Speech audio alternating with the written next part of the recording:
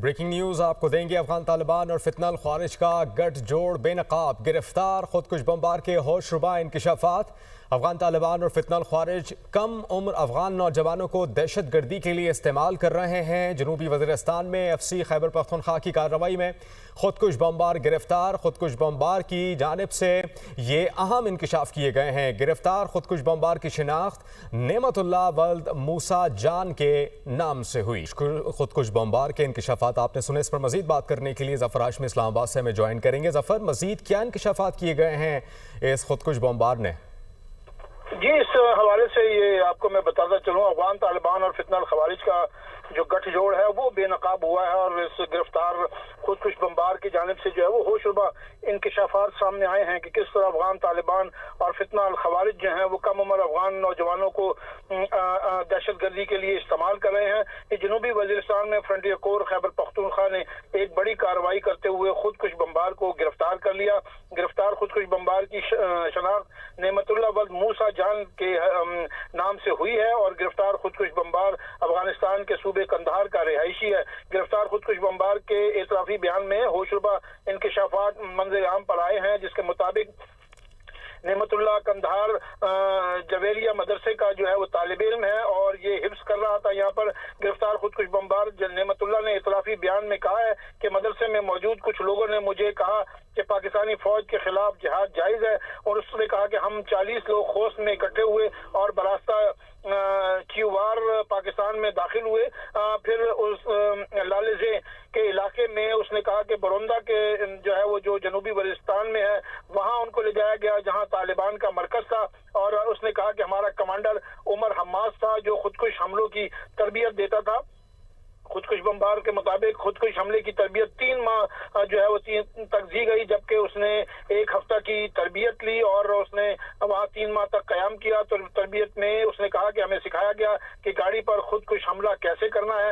ये भी तरबियत दी गई कि चेक पोस्ट पर और फौज पर हम कैसे खुदकुश हमला करना है। उसने कहा कि हमारे ग्रुप में 20 नौजवान शामिल थे जिनकी उम्रें 18 से 20 और 22 साल की थी। खुदकुश बमबार के मुताबिक मैंने तरबियत के दौरान वहाँ अजान की आवाज भी सुनी। उसने कहा मुझे एहसास हुआ कि पाकिस्तानी फौज भी मुसलमान है, इस पर खुदकुश हमला करना हराम है। खुदकुश बमबार के मुताबिक गिरफ्तार ये बमबार के इंकशाफात इस बात का सबूत है कि अफगान तालिबान कम उम्र नौजवानों की इस हवाले से जो है वो जहन साजी कर रहे हैं जिनको बाद के लिए ज़फ़र, आप साथ ही रहिएगा। ब्रिगेडियर रिटायर्ड वक़ार खान साहब भी हमें ज्वाइन कर रहे हैं, तजज़ियाकार हैं। सर, आपके वक्त का बहुत शुक्रिया।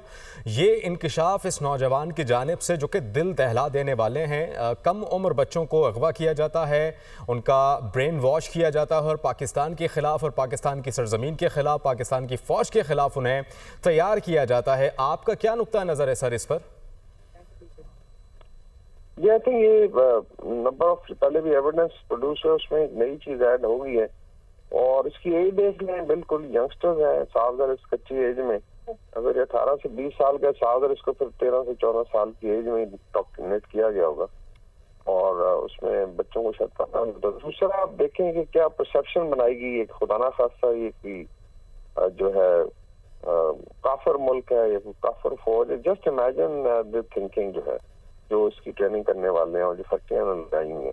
तो आई थिंक ये एक बहुत बड़ा सबूत है किस तरीके से इस्लाम के नाम पे ब्रेन वॉश किया जाता है। बड़ी बात यह है कि अनफॉर्चुनेटली ये जो मुशरिक हैं भारत, इसके कदमों में जाके बैठ के पता नहीं इस्लाम की कौन सी खिदमत कर रहे हैं। तो basically it's money making business है। हमें पता है कि एक एक जो वहाँ पे ऑक्शंस होती हैं खुदकुश बमबारों की, कि मेरे पास 30 बंदे हैं, मेरे पास 50 बंदे हैं। तो इस तरीके से भेड़ बच्चों की तरह बेचारों को इस्तेमाल भी किया जाता है। शायद जो बच्चे इस्तेमाल होते हैं उनको पता भी नहीं होता किस कॉज के लिए जा रहे हैं। तो ये आई थिंक एक भयानक चेहरा है जो सामने आया है। बाकी उम्मीद की जाती है अभी पीस एग्रीमेंट हुआ है, इसके बाद चीजें बेहतर होंगी और जो है तालिबान इन दहशतगर्द फैक्ट्रियों को शट डाउन भी करेंगे और इन चीजों पर काबू पाएंगे। इंशाअल्लाह। वकार साहब, मैं आपसे ये भी जानना चाहूँगा, ये जो FC खैबर पख्तूनख्वा की जानिब से ये कार्रवाई की गई है इस तनाजुर में, आप कितनी मौसर ये कार्रवाई समझते हैं और दूसरा ये जो इस नौजवान ने इंकशाफात किए हैं, इसकी रोशनी में अब जो सिक्योरिटी फोर्सेस है उनको किस तरह की स्ट्रैटेजी अपनानी चाहिए, चूँकि ख़ास करके बच्चे इसका निशाना बन रहे हैं। जिस तरह से आपने भी फरमाया, कम उम्र होते हैं, दिमाग कच्चा होता है, उनको अपनी तरीके से दिमाग बना सकते हैं, तो किस तरह की स्ट्रैटेजी हो सकती है अब आगे आने वाले वक्त में? जी बिल्कुल, ये जिंदा पकड़ना बड़ा मुश्किल होता है, बिकॉज एक्चुअली ये टाइम सुसाइड बॉम्बर के हाथ में शायद बटन भी नहीं होता, वो रिमोट से पीछे से ही जो इनका ऑपरेटर होता है वो उड़ाता है इनको, एंड इट्स वेरी अनफॉर्चुनेट। तो जिंदा पकड़ा जाना ये तो आई थिंक बहुत बड़ी सक्सेस है सिक्योरिटी फोर्सेस की, फ्रंटियर कोर की, क्योंकि सॉलिड एविडेंस है। फिर इसके अगर आप सारा बायोडाटा वगैरह देखें, किस तरीके से कौन से मदरसे में इसकी तालीम हुई, किस बंदे ने इसको ट्रेन किया, तो यही वो सबूत हैं जो आई थिंक हजार दफा इनके सामने रखे गए हैं। लेकिन अनफॉर्चुनेटली बड़ी रिटाई से इसको डिनाई किया जाता है। बाकी जो है आगे आई एम श्योर चीजों में जो अभी पीस एग्रीमेंट हुआ है उसके बाद उम्मीद की जाती है, बिकॉज उसमें इंटरनेशनल गारंटर्स हैं, अभी टर्की है, उसके बाद कतर है, इस चीजों को मॉनिटर भी करेंगे, तो उसको खत्म करने में मदद मिलेगी। पाकिस्तान की बहुत बड़ी सक्सेस है कि पाकिस्तान सबूत के साथ जो है चीजें सामने प्रेजेंट करता है, और पीस टॉक्स भी पाकिस्तान की एक सक्सेस है, बिकॉज की नई स्ट्रेटजी है to hit the evil in the bud, जो है nip the evil in the bud, जड़ पे जाके पाकिस्तान ने अटैक किया इनके, तो उसके बाद शायद अकल ठिकाने आई और उम्मीद की जाती है कि चीजें अभी बेहतरी की तरफ जाएंगी।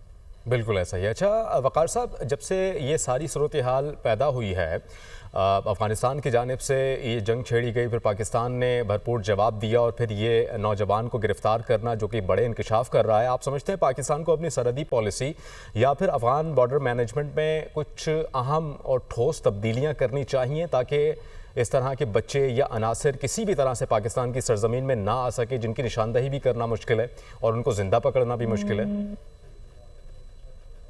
बिल्कुल, इनमें अभी जो आई थिंक करंट स्ट्रेटजी है, क्योंकि इसकी काफी सारी डायमेंशन है। तो मिलिट्री स्ट्रेटजी है कि आपने टेररिज्म को लड़ना है with in Pakistan and outside. Number 2 फिर इनकी टेरर फाइनेंसिंग है, उस पर कंट्रोल है। फिर जो अपना यहाँ पे स्पेस है जहाँ पे ये लोग आते हैं, छुपते हैं, इनको होस्ट किया जाता है। अनफॉर्चुनेटली खैबर पख्तूनख्वा में अभी भी कुछ ऐसी जगह हैं या ऐसे अवामिल हैं जो इनको सपोर्ट करते हैं पैसे की खातिर मोस्ट प्रॉब्ली, तो उस पर भी कंट्रोल की जरूरत है। जो आई थिंक नेक्टा के जितने भी नकात हैं उस पर अमल करने की जरूरत है।